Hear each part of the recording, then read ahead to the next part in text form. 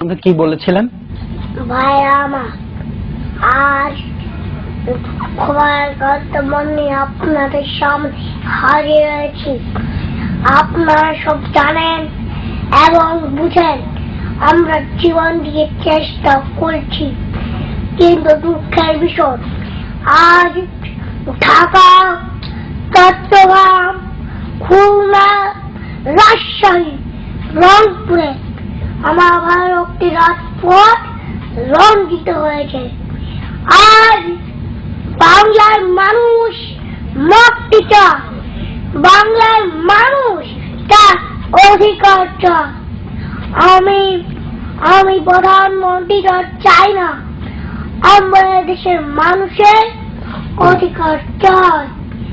আর যদি একটি গুলি চলে, আর যদি আমার ভাইকে হত্যা করা হয়, তোমাদের উপর আমার অনুরোধ হইল প্রত্যেক ঘরে ঘরে দুর্গ গড়ে তুলো। তোমাদের যা কিছু আছে তাই নিয়ে শত্রুর মোকাবেলা করতে হবে, এবং যেভাবে রাস্তাঘাট যা আছে আমি যদি হুকুম দেওয়া না পারি তোমরা বন্ধ করে দিবে।